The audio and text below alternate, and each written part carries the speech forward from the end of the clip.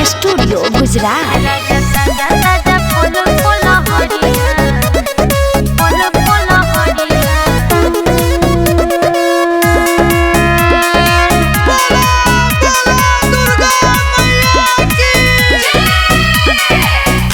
हो धानी आ गईली नामी माई के देन से कुछ न बकामी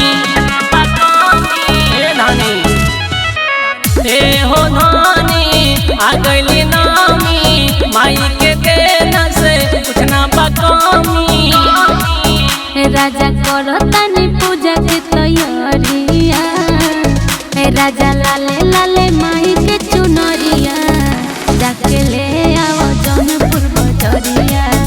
राजा ताजा ताजा फल फल हरिया जाके ले आओ पटना बजरिया। अच्छा जाते वाली बोला बोला पटन देवी मैया की जवन तू कबू धानी लेके हम आई, ठीक बात। अभी तू करो धानी माई के पूजाई।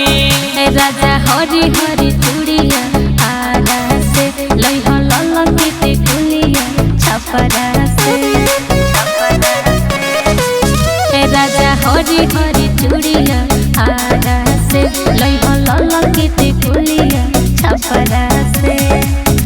खुश हो जाइए हमरो मयरिया, राजा लाले लाले माई के चुनरिया जाके ले आओ जौनपुर बजरिया।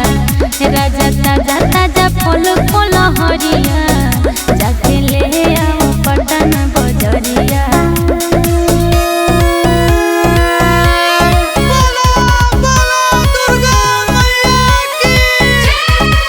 टेंशन तू होली हो न धानी कुछ के होके न दे बकामी। पनामा के पता हरियर ताजा लइह तू जरूर गजनी राजा। पनामा के पता हरियर ताजा लइह तू जरूर गजनी राजा।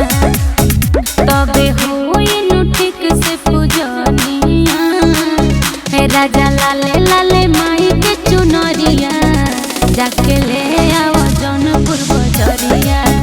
राजा ताजा ताजा फल फल हरिया जाके ले आओ पटना बजरिया।